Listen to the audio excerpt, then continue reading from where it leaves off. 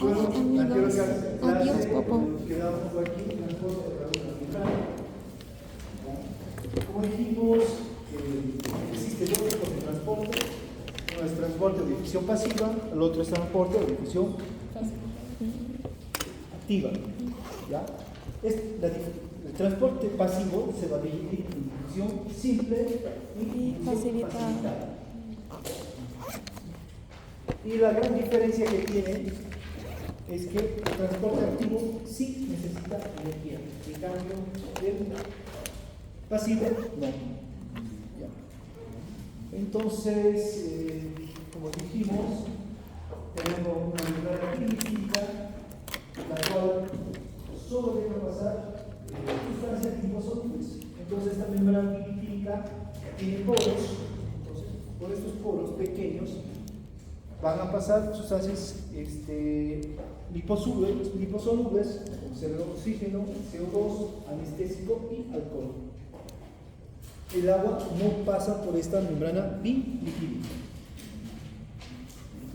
Ahora, las moléculas de agua, como dijimos, tienen su canal proteico, que está formado por proteínas transmembranas o proteínas transportadoras o proteínas portadoras. Esos son sinónimos. Entonces, el agua va a pasar por estos canales proteicos. ¿Ya? Ahora, igualmente existen canales específicos para el sodio y el potasio. Entonces, a ver.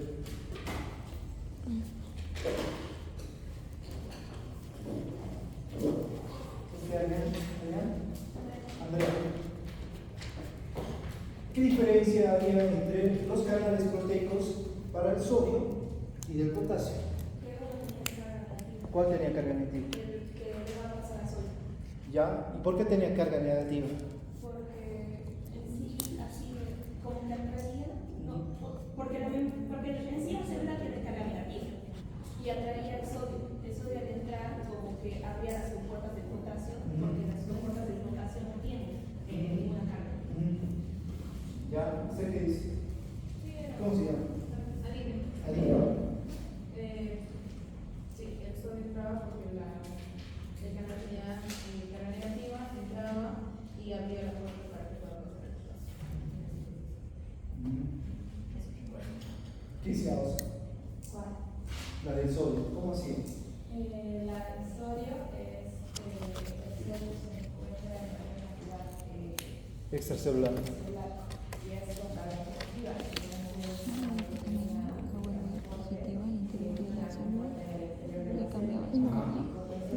Bueno, sí, sí, estamos de acuerdo. Cuando tiene una estrella atrae entonces cuando este sodio ingresa Pasar al negativo pues positivo. Cuando hay tiene menos carga negativa, pero sigue siendo negativo.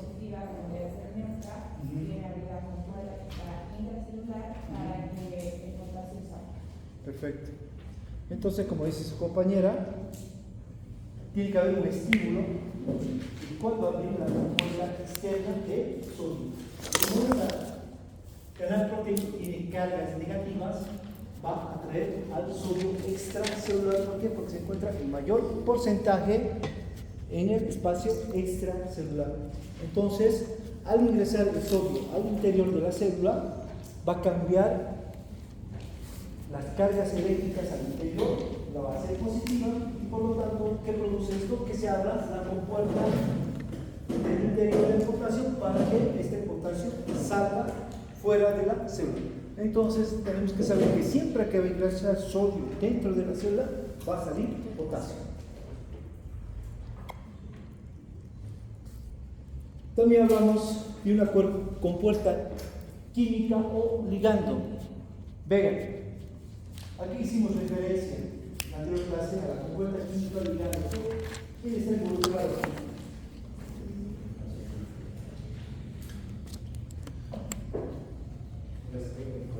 ¿Ya? ¿Qué pasa con la acetilcolina? ¿Dónde se produce específicamente esto? ¿Se hablamos con unión neural? ¿Perdón? En la unión muscular o una placa neuromuscular. ¿Qué pasaba ahí, Vega? ¿Qué hacía la acetilcolina? Hacía contracción muscular. ¿Sí? ¿Pero cómo? ¿Qué pasaba aquí?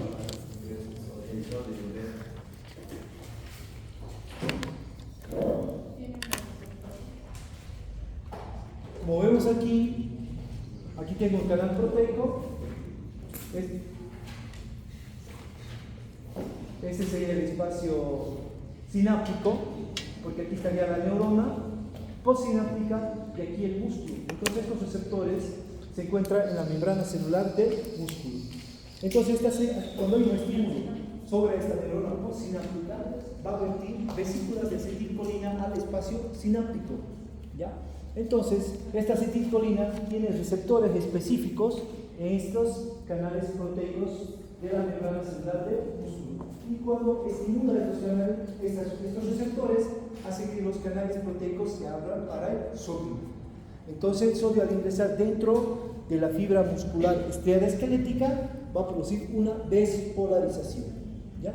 Entonces, cuando hablo de difusión simple mediante una compuerta química ligando, siempre va a estar involucrada la acetilcolina para el ingreso del sodio dentro de la célula. Difusión facilitada. Urián, ¿de qué trataba la difusión facilitada?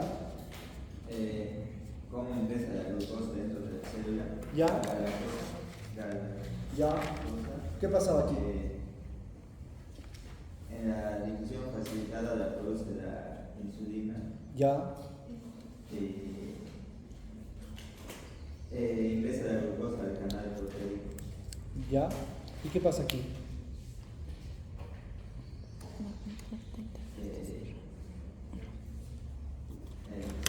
Como dices, esta difusión facilitada se debe gracias a la insulina. Esta insulina es la encargada de meter la glucosa o la galactosa dentro de la célula. Estos canales proteicos tienen como nichos o zonas de recepción donde llega la molécula de glucosa. Ingresa ahí y cambia la configuración de este canal proteico y hace que catapulte esta molécula dentro de la célula. Entonces, siempre que hablemos de difusión facilitada, está involucrada la insulina. Entonces, en los pacientes diabéticos, ¿habla de la difusión facilitada? ¿Por qué no? Deficiencia de insulina. Porque hay deficiencia de insulina. Es por eso que estos pacientes siempre están hiperglicémicos.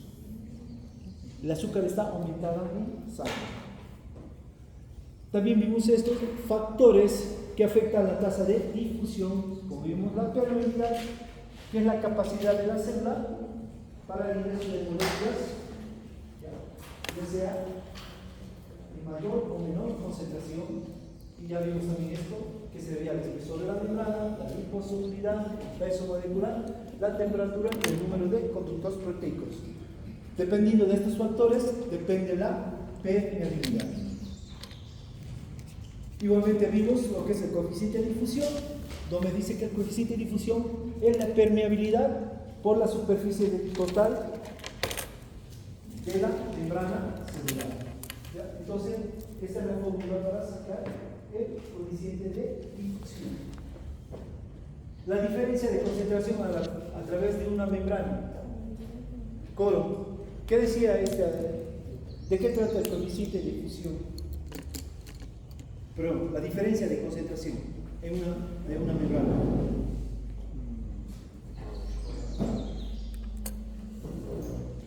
¿De aquí quién me puede decir? ¿Usted? ¿Qué apellido? Chungara. Creo que era Molet. Ya. El lugar donde hay más a uno menor, de derecha a izquierda. Yo diría de izquierda a derecha. Izquierda. ¿Ya? Entonces, ¿qué me dice aquí? Aquí tengo mi membrana celular. Aquí tengo mi sector E, que es el exterior, o esta célula si quieren. Aquí mi sector I, intracelular. Entonces en él existe mayor concentración de moléculas que en el I. Entonces aquí siempre estas moléculas están en movimiento cinético, chocan entre ellas, chocan la membrana celular y pasan de izquierda a derecha. Entonces siempre van a pasar de un lugar de mayor concentración a otro de menor concentración. Diferencia del potencial eléctrico. Entonces, como vemos, igual tengo mi membrana celular, tengo mi sector E y sector I. Entonces, en el sector E existe mayor concentración de moléculas de carga negativa. En cambio, en el I existen menos moléculas y la mayoría son de carga positiva. Por lo tanto, aquí estas moléculas con carga negativa repelen a las positivas y hacen, por lo tanto, que pasen las moléculas de izquierda a derecha. Va a haber un momento donde va a haber mayor concentración en el sector I y tiene que haber un equilibrio, ¿ya? Y por lo tanto, las moléculas van a pasar de derecha a izquierda buscando este equilibrio. Entonces aquí se produce una ecuación entre el sector E y el sector I.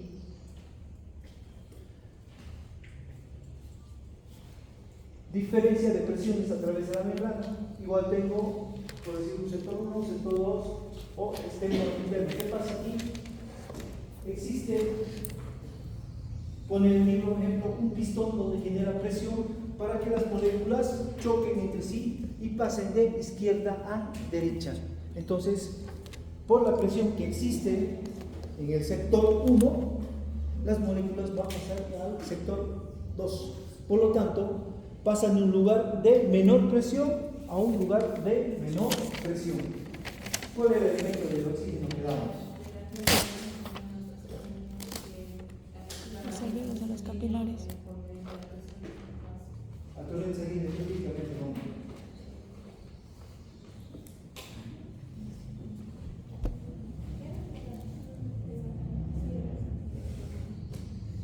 ¿Cómo era aquí? ¿Cómo damos el ejemplo a nivel de los alveolos pulmonares? El oxígeno pasa de un lugar de mayor presión a uno de menor presión. ¿Cómo ves aquí? ¿Cuánta presión tiene aquí el oxígeno? ¿Puede ver? ¿Cuánto tiene presión? Sí, perfecto. Y aquí a nivel del capilar pulmonar, 40. Por lo tanto, el oxígeno va a ir desde el alveolo al capilar pulmonar. ¿Por qué? Porque existe mayor presión a nivel del alveolo. Ese es cómo se produce el intercambio gaseoso. Lo contrario que pasa con el CO2. El CO2 llega por la sangre venosa a una presión de 45 mililitros de mercurio. En cambio, a nivel del alveolo está a una presión de 40. Por lo tanto, va a ir desde el capilar pulmonar hacia el alveolo para ser eliminado por la respiración. Aún menor presión. Exacto. Entonces, esto es cómo se explica que se produce el intercambio gaseoso a nivel de los alveolos capilares pulmonares y cómo pasa la membrana alveolo capilar. Ósmosis.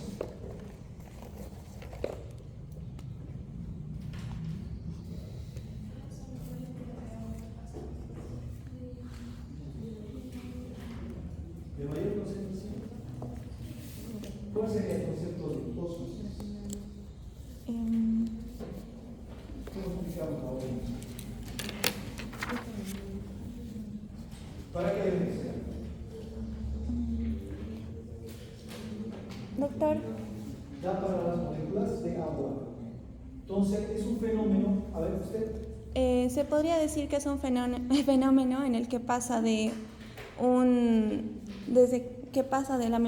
membrana, que pasa desde primero, donde hay moléculas, o bueno, una menor cantidad tal vez de solutos, en cambio por dentro, pasa por la membrana y hay una mayor cantidad. Ya. Entonces, la ósmosis, como dijo su compañera, es un fenómeno que se produce para las moléculas de agua. Es un fenómeno pasivo donde tengo aquí mi membrana semipermeable y tengo mi sector E, podríamos decir, extracelular, donde existe mayor concentración de moléculas de agua. Y tengo mi sector I, donde existe menor concentración de moléculas de agua y aparte tiene solutos, que puede ser cloruro de sodio. Entonces, al haber mayor concentración de moléculas de agua, el agua va a ir de izquierda a derecha. ¿Por qué? Porque existe mayor concentración de moléculas de agua. Entonces, a esto yo lo llamo ósmosis. Y si hablo de presión oncótica, Alexander, Javier, ¿a qué es la presión oncótica? Osmótica, perdón. La presión osmótica, ¿a qué me refiero?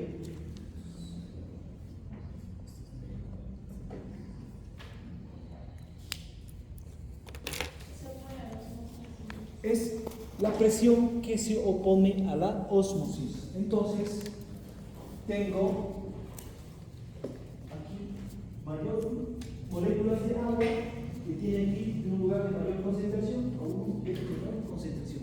Pero si yo pongo presión, se va a oponer a la ósmosis. Las moléculas no van a ir de un lugar de mayor concentración a uno de menor concentración. Entonces, a esto lo llamo presión osmótica. Bueno, es un pequeño repaso para que no se pierda. Ahora vamos a ver lo que es transporte activo. Este transporte se diferencia entre transporte activo primario y transporte activo secundario. Entonces, aquí vamos a hablar de las bombas. Primeramente voy a hablar de las bombas de sodio y potasio. Como vemos, el sodio ingresa por fenómenos pasivos, ¿ya? Como diferencia de concentración, que va de un lugar de mayor concentración a uno de menor concentración, diferencia de potencial eléctrico, ¿ya? Que al existir mayor cargas eléctricas va a pasar de un lugar igualmente que haya menor concentración, igualmente por diferencia de presión. Entonces, este sodio que ha ingresado al interior de la celda tiene que salir. ¿Por qué? Porque siempre que ingresa sodio, el sodio arrastra agua. ¿Y qué pasaría, Rosa? Si no hay cómo sacar este sodio y arrastrar agua, ¿qué pasaría?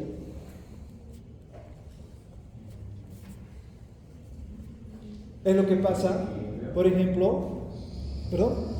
¿Sí qué? Desequilibrio. ¿Sí? Hay un desequilibrio. ¿Qué pasa?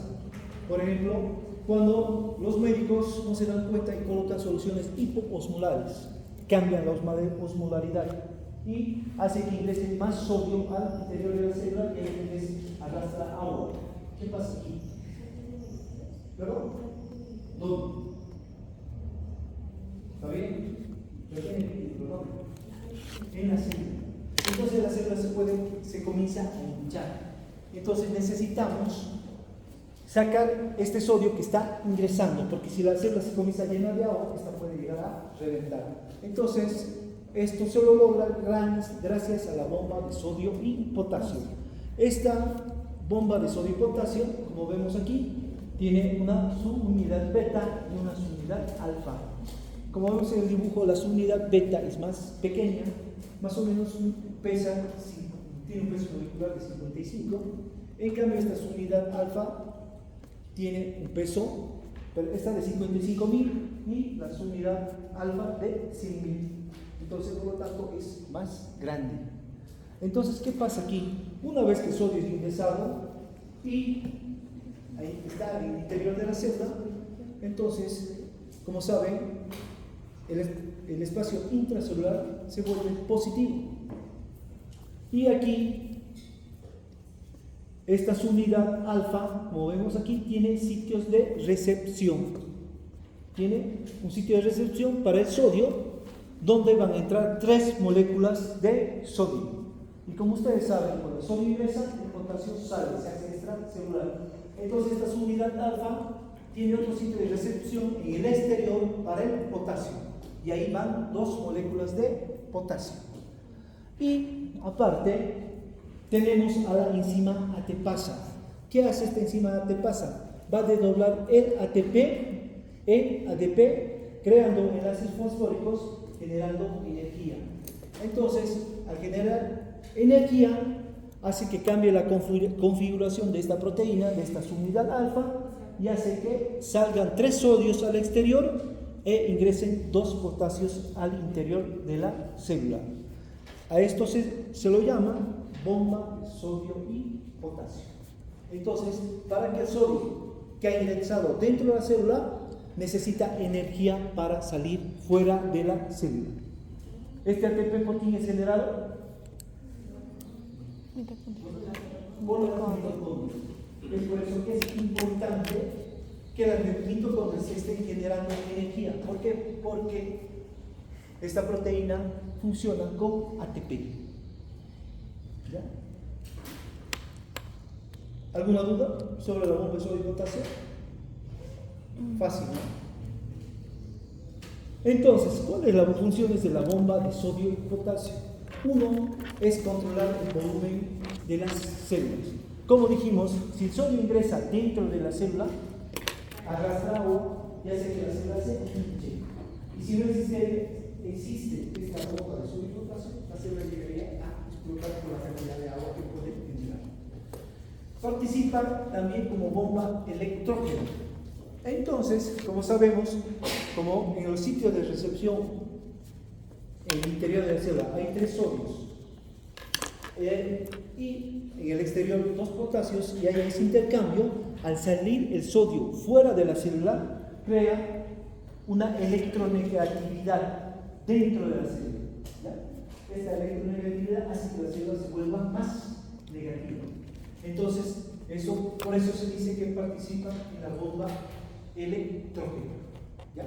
O sea, hace más negativo el interior de la célula.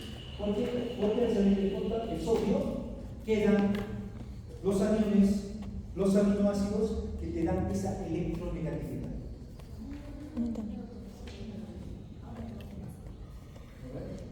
Igualmente tengo la bomba de calcio. Entonces, ahora si yo hablo de la bomba de calcio, esto se va a producir a nivel de la fibra muscular estriada esquelética. Aquí está el ejemplo. Entonces, como vemos aquí, vamos a ver aquí, a ver. Entonces tengo mi fibra muscular, ¿ya? Como sabemos, existe más calcio. A ver, ¿dónde está? Usted, ¿cómo se llama? Sí. ¿Dónde existe más calcio? ¿En el extracelular o en el intracelular? Extra. Intra. ¿Ya? ¿También? ¿Usted qué dice? ¿Cómo se llama? Ya dije, ¿dónde hay más calcio? Extra. ¿Alguien se intra?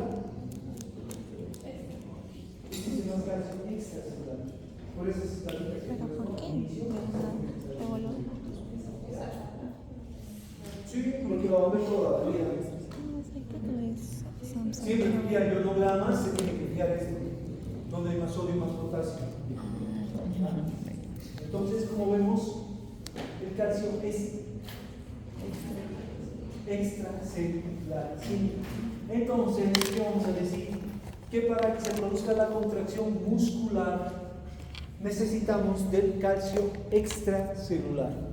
Entonces, este calcio va a ingresar. Cuando se produce el ingreso del sodio dentro, o sea, por el instante, ¿se acuerdan? La acetilcolina hace que los receptores que existen en la membrana celular de esta célula, del músculo, entonces produce una despolarización. ¿Ya? Entonces ingresa el sodio y despolariza a la célula. Y eso hace que abran los canales para que el calcio ingrese dentro de la célula. Entonces este calcio extracelular no es suficiente para que se produzca la contracción muscular. Entonces, ¿qué hace? Toma el calcio que está a nivel del retículo sarcoplásmico. Como saben ustedes, la función del retículo sarcoplásmico o retículo plasmático liso es tener calcio, almacena calcio en su interior. Entonces, además utiliza este calcio el cual sale hacia el sarcoplasma o citoplasma de la célula y va a actuar aquí, a nivel de la troponina C. Entonces, esta troponina C va a activar a la tropomioxina para que se active la tina y la miosina y produzca la contracción muscular.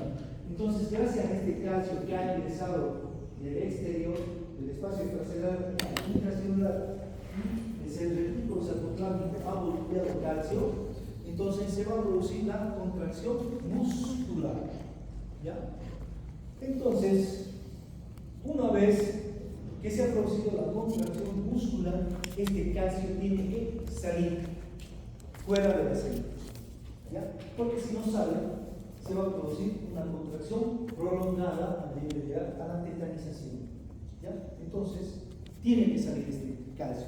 Entonces, para salir este calcio, necesita de la bomba de calcio.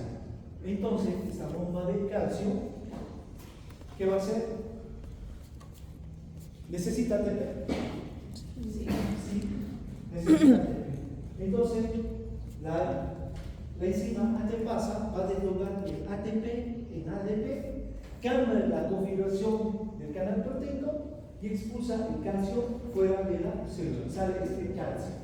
Igualmente, a nivel del retículo sarcoplásmico, gracias a la ATPasa, el ATP se desdobla en ADP y el calcio vuelve a ingresar dentro del retículo sarcoplasmático.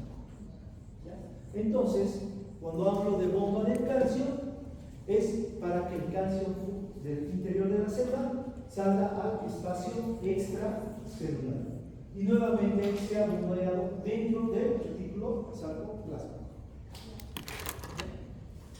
¿Alguna duda? ¿Cómo entraba? Al interior, por la bomba de sodio, por la bomba de calcio. La bomba de calcio, ¿qué hace? Ingreso. La que pasa, desdobla el ATP en ADP, genera energía y hace que el calcio vuelva a ingresar al retículo sarcoplasmático. Más o menos. Entonces, esto vamos a ver en esta competencia cómo se produce la contracción muscular. ¿Ya? Eso lo vamos a hacer a detalle. Otro, bomba de hidrogeniones. ¿Dónde se encuentran las células paritales? ¿Dónde se encuentran las células paritales? A nivel de la parábola. En el estómago. En el estómago. Entonces las células parietales, como sabemos, se encuentran a nivel del estómago y son las encargadas de producir el ácido clorhídrico. Entonces, como vemos, aquí tengo una célula parietal y tengo mi cavidad gástrica. ¿Y dónde se forma este ácido clorhídrico? Es en la cavidad gástrica. ¿Por qué? Porque da un pH ácido al estómago, el cual sirve de protección. Entonces, como vemos aquí, este hidrógeno está en menor concentración que el hidrógeno que está en la cavidad gástrica. En la cavidad gástrica existe mayor cantidad de hidrógeno. Por lo tanto, no vamos a poder pasar de un lugar de menor concentración a otro de mayor concentración. Entonces, aquí usan la bomba de protones, que igualmente la ATPasa desdobla el ATP en ADP, genera energía y el hidrógeno pasa desde las células parietales a la cavidad gástrica y así va a formar el ácido clorhídrico. Esa es la bomba de hidrogeniones o bomba de protones, es lo mismo. ¿Ya? Es por eso, cuando hay una actividad y hay mayor cantidad de ácido clorhídrico, se va a producir la gastritis. ¿Ya? Entonces, ¿qué hacemos los médicos? Damos inhibidores de la bomba de protones. ¿Cuáles son? Omeprazol, lansoprazol, pantoprazol. ¿Dónde va a actuar? Aquí, en la bomba de protones. Inhibe la bomba de protones. ¿Para que el hidrógeno pase de la célula parietal a la cavidad gástrica Y de esta manera se forma menos ácido clorhídrico. Y de esta manera se controla la gastritis o la acidez. Para que no pase, ¿no? No, Para que no pase. inhibe la bomba, entonces no va a pasar. Pase. No pasa. No pasa el hidrógeno a la cavidad gástrica. Por eso no se forma más ácido clorhídrico, el cual va a producir la gastritis.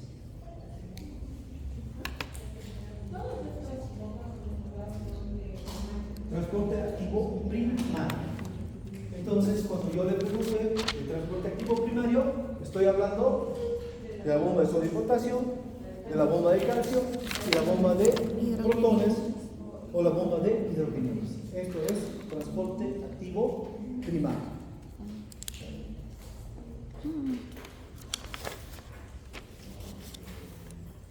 Transporte activo secundario. Entonces, aquí voy a hablar del cotransporte. Entonces, aquí hablo del cotransporte. Como sabemos, aquí existe más sodio extracelular que intracelular. Entonces, el sodio, cuando ingresa dentro de la célula, ¿ya? Entonces, como vemos aquí, tiene sitios donde va a llegar el sodio.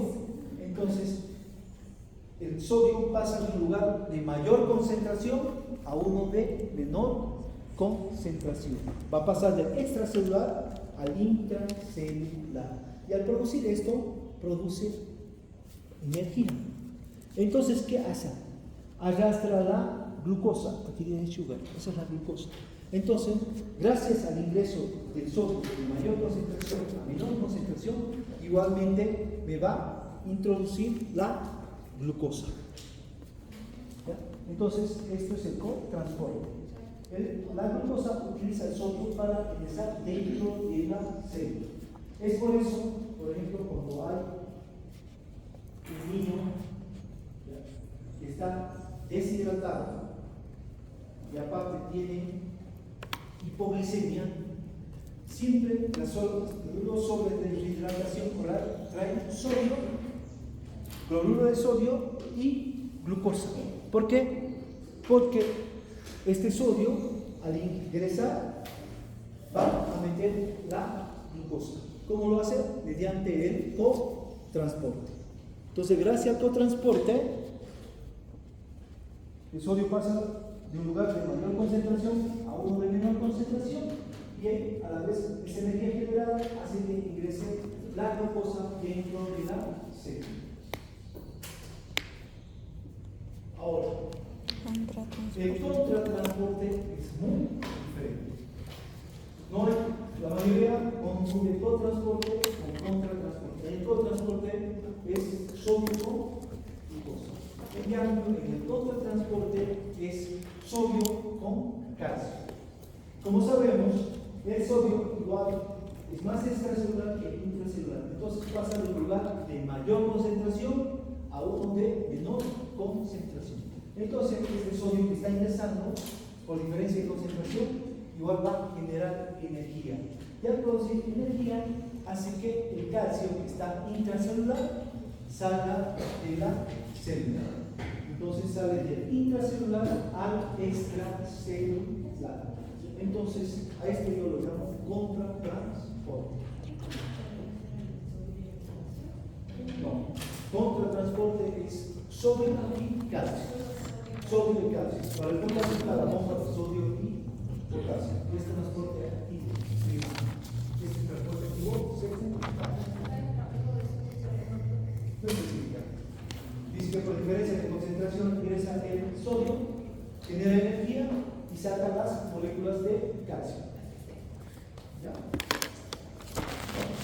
Entonces, si yo pregunto sobre el contratransporte, estoy hablando del intercambio del sodio y el calcio, generando también energía.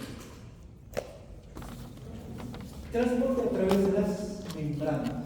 Entonces, cuando hablamos de transporte a través de las membranas, vamos a hablar de esto cuando hablemos de fisiología renal. ¿Ya?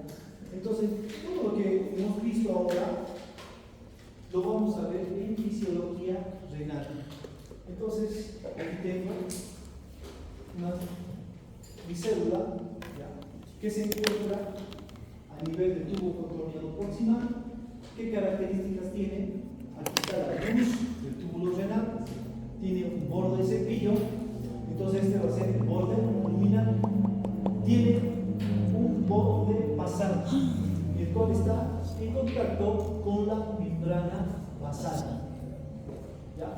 Entonces esta membrana basal, y aquí va a pasar al espacio extracelular, ¿ya?, o al torrente sanguíneo, si quieren.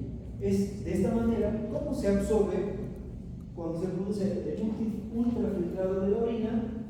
Entonces aquí se va a reabsorber, por ejemplo, sodio, que igualmente tiene un borde intercelular. Entonces, ¿qué pasa? Cuando se forma la orina, ¿ya?, entonces pasa del glomérulo, el plasma se filtra y va a filtrar sodio. Este sodio va a llegar al espacio luminal y por este borde de cepillo va a pasar de un lugar de mayor concentración a uno de menor concentración. Entonces, aquí como la absorción es tan rápida, igualmente este sodio va a pasar rápidamente igualmente hacia el espacio extracelular, específicamente al intravascular. Entonces va a generar cargas negativas, lo cual va a atraer al sodio. Entonces, igualmente, el sodio va a pasar por diferencia de cargas eléctricas. Entonces, este sodio se va a absorber. Y como sabemos, si ingresa sodio, ¿qué va a arrastrar? ¿Qué arrastra el sodio? No, el potasio. Agua. Entonces, igualmente el sodio, el agua va a ingresar dentro de esta célula. ¿Y qué pasa aquí? ¿Cómo está el agua va a salir al espacio intravascular?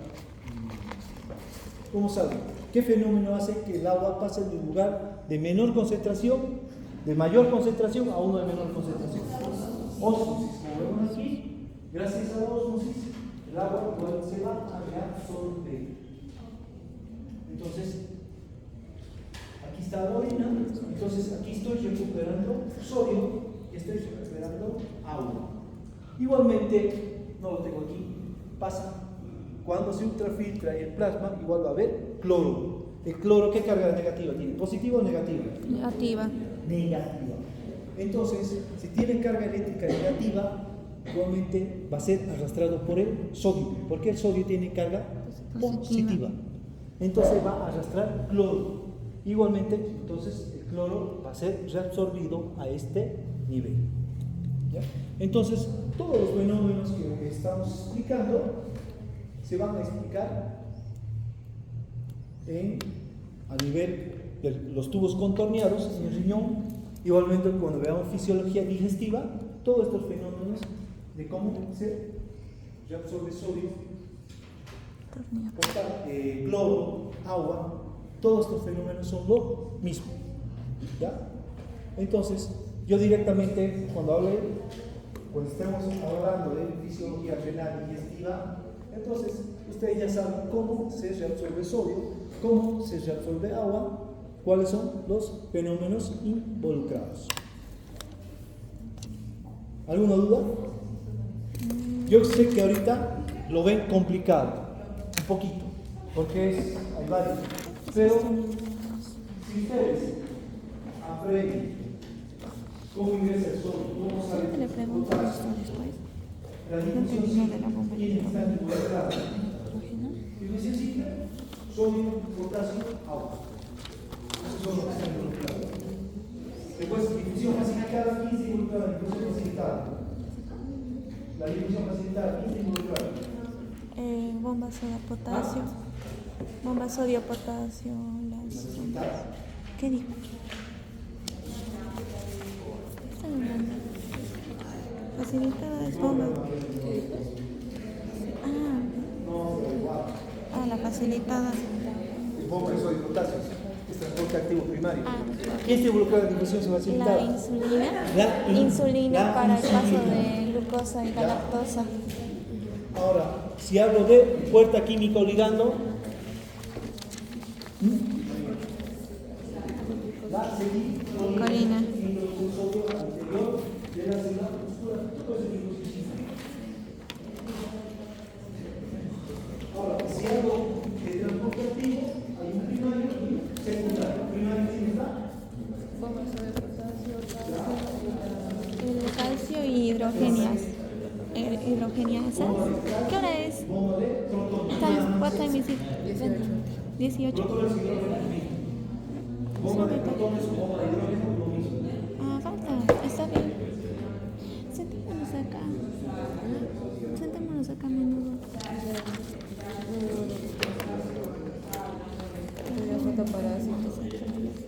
La difusión facilitada está dada por la insulina. La insulina lleva a la glucosa dentro de la célula. Si no hay insulina, no se produce difusión facilitada. Como ves en el dibujo, existe un nicho donde va la molécula de insulina, cambia la configuración del canal proteico y luego la transporta dentro de la célula. Eso es difusión simple, que se llama difusión facilitada. Ahora, entonces, y el transporte activo secundario. Mira, lo que ahorita estábamos viendo de membrana. ¿Cómo? Y se les lleva a los Glucosa. Entonces tiene energía para que la glucosa ingrese dentro de la célula. Es por eso que los sobrepesos de hidratación oral vienen cloruro de sodio y glucosa. Vaya, fíjense la composición, entonces así está. Cloruro de Eso sodio es también. cómo hace para que ingrese glucosa dentro de la célula. ¿Y el contratransporte?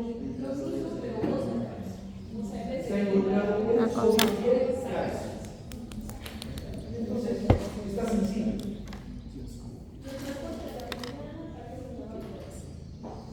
Se producen aquí casi todos los fenómenos. ¿Ya? Pero esto lo vamos a volver a ver cuando veamos fisiología renal y fisiología digestiva. ¿Ya? Que es al último. Bueno, no ahora. Entonces, doctor, no vamos a referenciar estos tipos. No, esto no.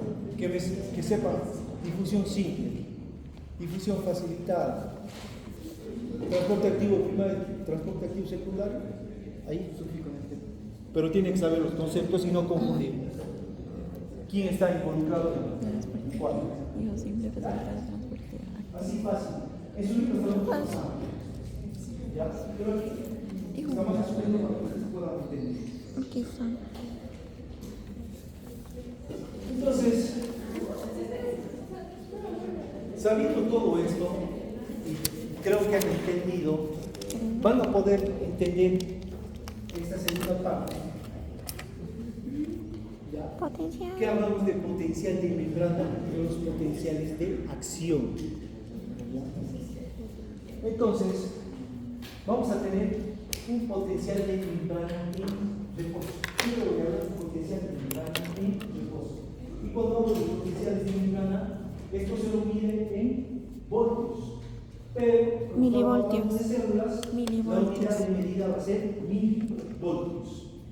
Entonces, pausa, abierto. No. Yo estoy hablando de potencial, la célula está en reposo. ¿Qué entiendes de que la célula está en reposo? ¿Cómo están las cargas eléctricas? Neutras. Neutro, ¿cómo se ve neutro? Una carga negativa y una positiva. Una negativa y positiva. ¿Perdón? Que no tiene ninguna carga. ¿Ya? ¿Usted qué dice? Harina. ¿Ya? ¿Dónde? ¿Pero dónde es carga negativa? ¿Ah? Intracelular. ¿Gladys qué dice? Que no tiene carga.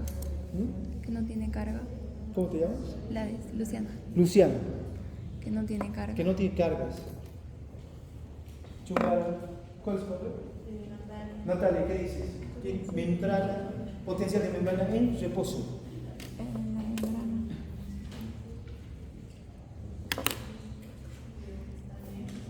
Está neuria. Yo digo, Neutro. Siempre que yo hablo de potencial de membrana en reposo, el interior de la célula va a ser negativo. Y el exterior, o sea, el espacio extracelular, es positivo. ¿Quién da esa electronegatividad a la célula? ¿Y solutos? Aminoácidos, ¿qué más? Sulfatos y fosfatos, los aniones. Entonces es por eso que esta célula está en reposo. El interior es negativo. Ahora, potencial de membrana en actividad, voy a hablar de despolarización y repolarización. La despolarización se produce cuando existe ingreso del sodio. ¿Por qué? Porque le va a cambiar el potencial eléctrico de la célula de negativo a positivo. Entonces, cuando hablo de esto, estoy hablando de despolarización. Y cuando hablo de repolarización, es cuando el sodio va a salir. ¿Quién ingresa? El potasio. Y en la despolarización, el sodio ingresa al interior de la célula. ¿Y quién sale? El potasio.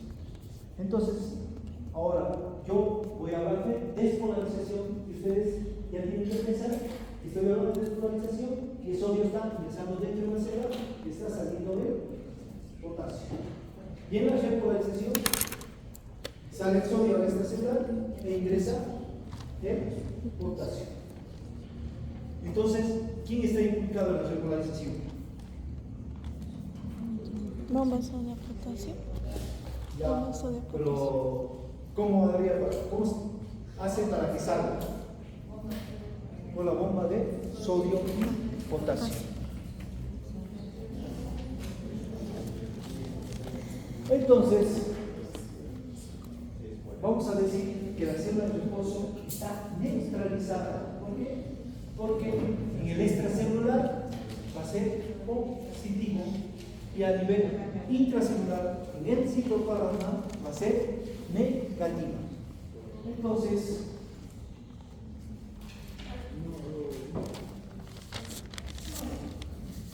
nosotros tenemos que calcular las cargas eléctricas.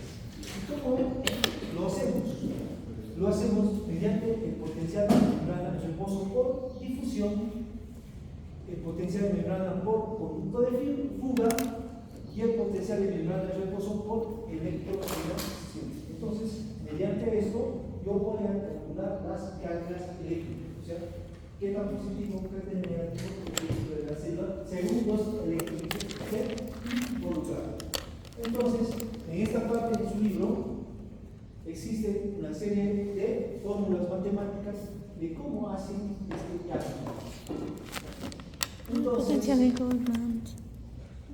si yo hablo de potencial de Préstame para membrana jugar videojuegos. por difusión, entonces voy a tener un potencial de membrana para el potasio y otro potencial de membrana para el sodio.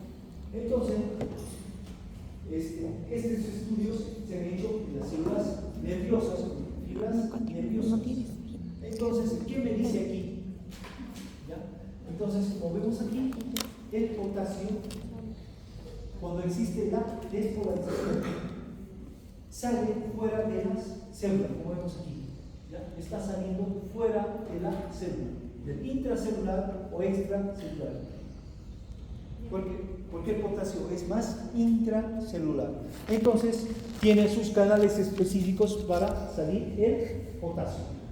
Pero cuando va saliendo, llega a nivel de estos canales proteicos hasta menos 94 milivoltios. Y al llegar a menos 94 milivoltios, estos canales proteicos se cierran.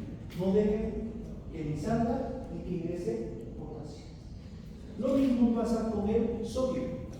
Igualmente vemos al sodio aquí, que está dentro de la célula, igual tiene canales específicos para salir, ¿ya? Entonces, cuando este sodio sale del intracelular al extracelular, igual se genera un potencial, y este potencial va a más 61 milivoltios. Entonces, no, perdón, aquí el sodio ingresa, perdón las flechas, el sodio va ingresando. Entonces, este sodio cuando está ingresando, estos canales proteicos llegan a más 61 milivoltios. Entonces, cuando llega a más 61 milivoltios, estos canales proteicos normalmente se cierran y no dejan ni entrar ni salir sodio. ¿Ya? Entonces, ¿cómo comprueban esto? ¿Ya? Entonces, esto lo voy a hacer mediante la expresión de Nernst. ¿Ya? ¿Cómo es? Es la fórmula Fuerza electromotriz. de la fuerza electromotriz. ¿Ya? Entonces, ¿cuál es la fórmula? Es menos 61, que es una constante, por el logaritmo intracelular por el Concentración extracelular. Entonces, ¿cómo hago aquí? Por ejemplo, para el potasio, entonces, la fuerza electromotriz y indica menos 61 milivoltios por el logaritmo sobre el potasio intracelular, que es de 140, sobre el potasio extracelular, que es de 4. Entonces, es la concentración de potasio intracelular sobre la concentración de potasio extracelular. Entonces, si ustedes hacen la operación matemática, menos 61, entonces 144 me va a dar 35, saco el logaritmo de 35 y me va a dar 154. Entonces, multiplico menos 61 por más 1.64 y el resultado va a ser menos 94 milivoltios. Entonces, aquí tengo la fórmula de cómo obtengo esto, el potencial de membrana de reposo por difusión del potasio, menos 94 milivoltios. Time to calculate. Ahora, igualmente puedo sacar el potencial de membrana de reposo por difusión del sodio. Entonces, mediante la fuerza electromotriz,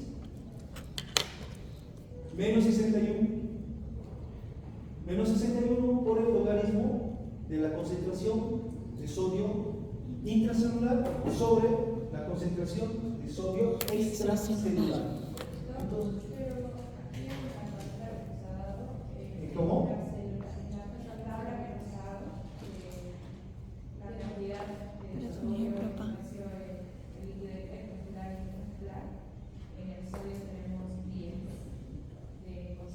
Extracelular.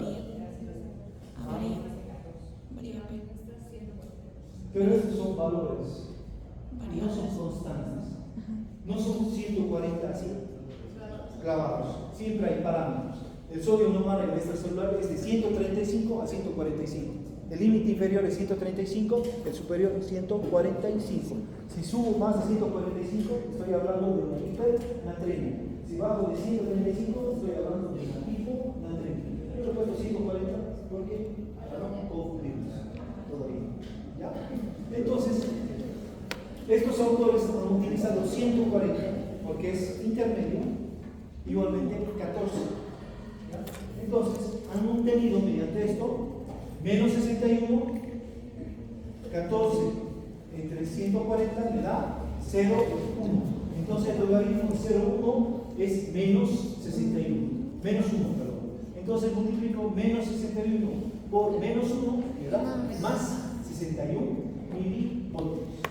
Entonces, estoy obteniendo aquí el potencial de membrana de reposo por difusión tanto para el sodio como para el potasio. Entonces, ¿qué me dice el potencial de Nernst? El nivel de potencial a través de la membrana impide la difusión neta de un ion a cualquier dirección a través de la membrana. Entonces, cuando llega a este potencial, el potasio no va a salir ni va a entrar. Las compuertas se cierran cuando llega a menos 94. En cambio, el sodio llega a más 61 milivoltios, igualmente las compuertas se van a cerrar. No entra ni sale el sodio. Sí, se podría decir que sí. O tal vez lo lee en su libro y lo entiende de otra manera. Entonces, a eso se le refiere el potencial de Nernst mediante la ecuación de Nernst. Así, lo más sencillo. ¿Hay alguna duda? ¿Algo que no se haya entendido? ¿Está bien? Chicas, Luciana, ¿Qué se ve? Luchona, ¿tú sabes qué es difusión neta? No, hermana, me perdí. Difusión neta. A las 8. Me dan ganas de preguntar. Campos. ¿En qué campos? ¿Hay alguna duda? ¿Qué? ¿No entiende nada? Me representa. Bueno. Pero cuando habla de difusión neta, ¿a qué se refiere? ¿Dónde dice? Difusión neta de unión. De un ion, me estoy difusión, la difusión tanto del sodio como del potasio, o sea, la difusión total. Eso es Ah, ya. Gracias. porque ingresa y sale. Entonces, aquí nos estamos escribiendo al potencial de membrana en reposo, por si acaso, para que no confundamos. No estábamos hablando ni de despolarización ni de repolarización, solo estaba hablando de potencial de membrana en ¿Cómo reposo. esto? Ya.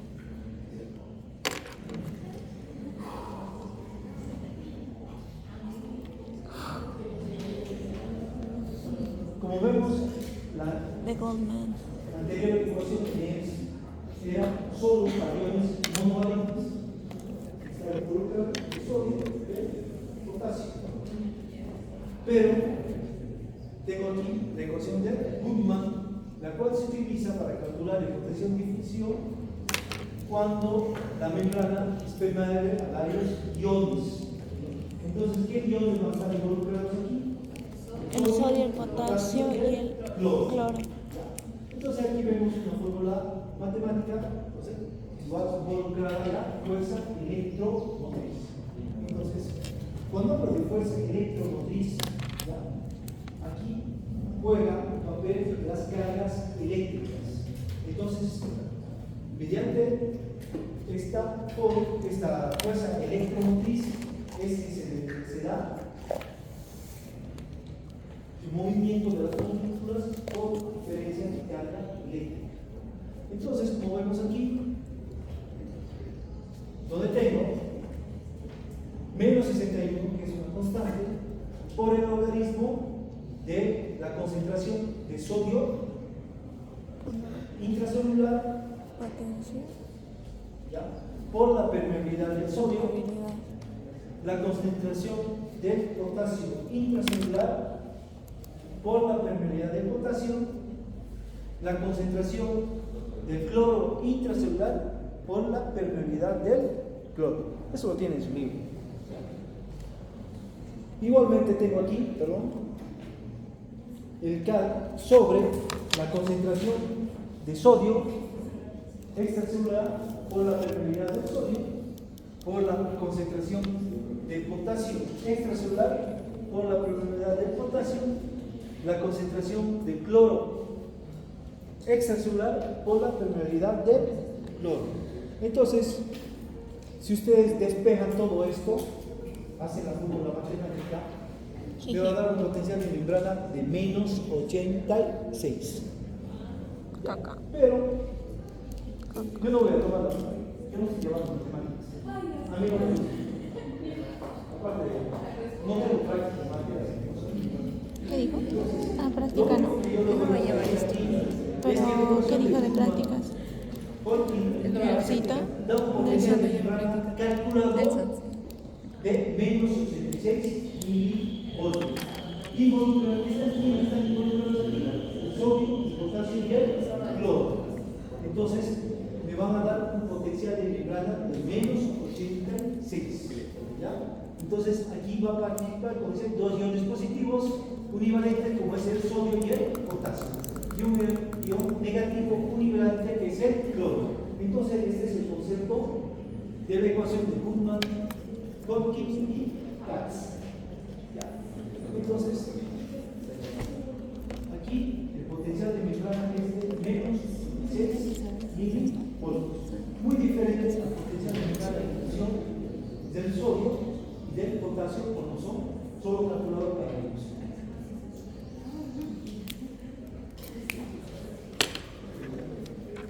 ¿Quedaremos aquí? Sí. Vayan repasando, por favor, todo esto para que puedan entender lo que se viene. Porque una vez que acabemos esto, vamos a comenzar a ver lo que es la despolarización.